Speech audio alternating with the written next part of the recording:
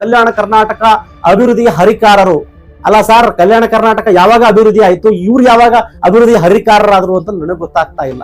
ಯಾವತ್ತಾದ್ರೂ ಸಾರ್ ಅಭಿವೃದ್ಧಿ ಮಾಡಿ ಕೆಲಸ ಮಾಡಿ ಅಂತ ಹೋರಾಟ ಮಾಡಿದ್ದೀರಾ, ಅಥವಾ ದರ್ಗಾಕ್ಕೆ ಹೋಗಿದ್ದೀರಾ, ಅಥವಾ ದೇವಸ್ಥಾನಕ್ಕೆ ಹೋಗಿ ದೇವರಲ್ಲಿ ಪ್ರಾರ್ಥನೆ ಮಾಡಿದ್ದೀರಾ, ನಮ್ಮ ನಾಯಕರಿಗೆ ಬುದ್ಧಿ ಕೊಡಿ ಸ್ವಾಮಿ, ನಮ್ಮ ಭಾಗವನ್ನ ಅಭಿವೃದ್ಧಿ ಮಾಡುವುದಕ್ಕೆ ಅವರಿಗೆ ಒಂದು ಜ್ಞಾನೋದಯವಾಗಬೇಕು ಅನ್ನೋ ವಿಚಾರವಾಗಿ ಯಾವತ್ತಾದ್ರೂ ನೀವು ಧ್ವನಿ ಎತ್ತಿದ್ದೀರಾ?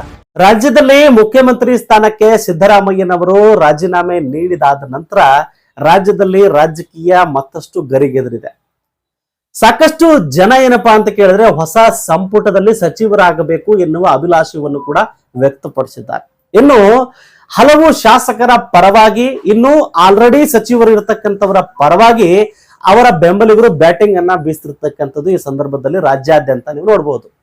ಅದು ವಿಶೇಷವಾಗಿ ನಮ್ಮ ಕಲ್ಯಾಣ ಕರ್ನಾಟಕ ಭಾಗದಲ್ಲಿ ಅತ್ಯಂತ ಹೆಚ್ಚಿನ ಪ್ರಮಾಣದಲ್ಲಿ ಇರತಕ್ಕಂಥದ್ದು ಪ್ರತಿಭಟನೆಗಳಾಗಿರಬಹುದು, ಜೊತೆಗೆ ಏನಪ್ಪಾ ಅಂತ ಕೇಳಿದ್ರೆ ಉರುಳು ಸೇವೆಗಳಾಗಿರಬಹುದು, ಜೊತೆಗೆ ದೇವರ ಮೊರೆ, ದರ್ಗಾದ ಮೊರೆ ಅವರ ಅಭಿಮಾನಿಗಳು ಹೋಗಿ ನಮ್ಮ ನಾಯಕರಿಗೆ, ನಮ್ಮ ಶಾಸಕರಿಗೆ ಸಚಿವ ಸಂಪುಟದಲ್ಲಿ ಸ್ಥಾನವನ್ನ ನೀಡಬೇಕು ಅಂತ ಆಗ್ರಹವನ್ನ ಮಾಡ್ತಾ ಇದ್ದಾರೆ. ಇದು ಒಳ್ಳೆಯ ಬೆಳವಣಿಗೆ ಅವರ ಬೆಂಬಲಿಗರಿಗೆ, ಜೊತೆಗೆ ಆ ಶಾಸಕರಿಗೆ. ಆದ್ರೆ ವಾಸ್ತವವಾಗಿ ಕಲ್ಯಾಣ ಕರ್ನಾಟಕ ಅಭಿವೃದ್ಧಿಯನ್ನ ಮಾಡಲು ವಿಫಲರಾಗಿರ್ತಕ್ಕಂಥ ಶಾಸಕರು ನೀವು ಸಚಿವರಾಗಿ ಏನ್ ಮಾಡ್ತೀರಿ ಅನ್ನೋದು ನನ್ನ ಪ್ರಶ್ನೆ.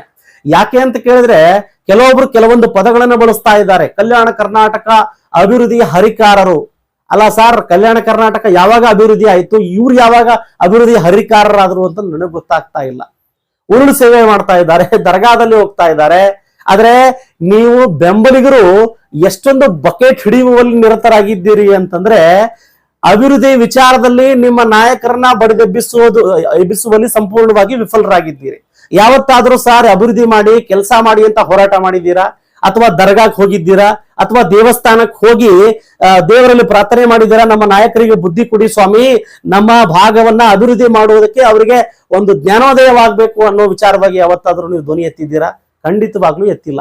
ನಿಮ್ಮ ಸ್ವಾರ್ಥಕ್ಕಾಗಿ, ನಿಮ್ಮ ಬೆಳವಣಿಗೆಗಾಗಿ ನಿಮ್ಮ ನಾಯಕರ ಬಕೆಟ್ ಹಿಡಿತಿರ್ತಕ್ಕಂಥ ಕೆಲಸ ಮಾಡಿದ್ದೀರಿ. ಮೊದಲನೇದಾಗಿ ನೀವು ಈ ಭಾಗದ ಅಭಿವೃದ್ಧಿಗಾಗಿ ನಿಮ್ಮ ನಾಯಕರ ಕೊರಳ ಪಟ್ಟಿ ಹಿಡಿದು ಕೇಳಬೇಕಾಗಿರ್ತಕ್ಕಂಥ ಧೈರ್ಯ ನಿಮಗೆ ಬೇಕಾಗಿದೆ, ನಿಮ್ಮ ಬೆಂಬಲಿಗರಿಗೆ.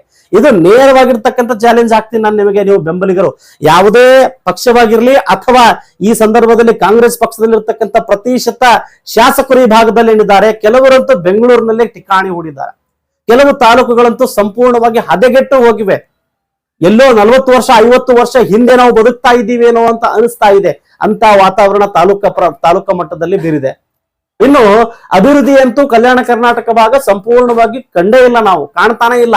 ಕೇವಲ ಎಲ್ಲಿ ಕಾಣ್ತಾ ಇದ್ದೀವಿ ಅಂತಂದ್ರೆ ಪೇಪರ್ನಲ್ಲಿ, ನ್ಯೂಸ್ಗಳಲ್ಲಿ ಅಭಿವೃದ್ಧಿ ಹರಿಕಾರರು ಅನ್ನುವ ಮಾತನ್ನ ಈ ಸಂದರ್ಭದಲ್ಲಿ ಹೇಳ್ತಾ ಇದ್ದಾರೆ. ಇದೆಲ್ಲವೂ ಆ ನಾಯಕರಿಗೆ, ಜೊತೆಗೆ ಅವರ ಬೆಂಬಲಿಗರಿಗೆ, ಯಾರು ಬೆಂಬಲಿಸ್ತಾ ಇದ್ದಾರೆ ಅವರಿಗೆ ನಾಚಿಕೆ ಬರ್ತಿರ್ತಕ್ಕಂಥ ಸಂಗತಿ ಅಂತ ಈ ಸಂದರ್ಭದಲ್ಲಿ ಹೇಳ್ತೇನೆ ನಾನು. ಈಗಲಾದರೂ ಎಚ್ಚೆತ್ತುಕೊಳ್ಳಿ. ಅಭಿವೃದ್ಧಿಯ ವಿಚಾರವಾಗಿ ನಿಮ್ಮ ನಾಯಕರನ್ನ ಬಡಿದೆಬ್ಬಿಸಿ ಕೊರಳ ಪಟ್ಟು ಹಿಡಿದು ಅಭಿವೃದ್ಧಿ ವಿಚಾರಕ್ಕಾಗಿ ಅವರನ್ನ ಕರೆತನ್ನಿ. ಬೆಂಗಳೂರು ಬಿಟ್ಟು ಕಲಬುರಗಿ, ಕಲ್ಯಾಣ ಕರ್ನಾಟಕ ಭಾಗದಲ್ಲಿ ಬಂದು ಸಾರ್ವಜನಿಕರ ಸಮಸ್ಯೆಯನ್ನ ಬಗೆಹರಿಸುವಲ್ಲಿ ನಿರತರಾಗಿರಿ ಅಂತ ಅವ್ರಿಗೆ ಕೇಳಿ.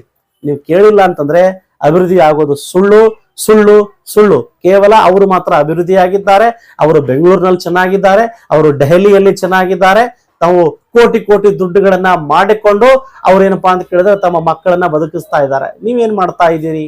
ಕೇವಲ ಅವರ ಜಯಕಾರಗಳನ್ನ ಹಾಕಿ ನಮ್ಮ ಭಾಗವನ್ನ ಹಿಂದುಳಿಲಿಕ್ಕೆ ನೀವು ಕೂಡ ಕಾರಣರಾಗ್ತಾ ಇದ್ದೀರಿ. ಯಾರೆಲ್ಲ ಸಚಿವರಾಗಬೇಕು, ಯಾರೆಲ್ಲ ಸಂಪುಟದಲ್ಲಿ ಸೇರಬೇಕು ಅಂತಿರ್ತಕ್ಕಂಥ ಶಾಸಕರಿದ್ದೀರೋ ಅಥವಾ ಬೆಂಬಲಿಗರಿದ್ದೀರೋ ಈ ಚಾಲೆಂಜ್ ಅನ್ನ ಎಕ್ಸೆಪ್ಟ್ ಮಾಡ್ಕೊಂತೀರಾ ಅಂತ ನಾನು ನೇರವಾಗಿ ಪ್ರಶ್ನೆಯನ್ನ ಕೇಳ್ತೇನೆ. ಮತ್ತೆ ಭೇಟಿ ಆಗ್ತೇನೆ. ನಮಸ್ಕಾರ.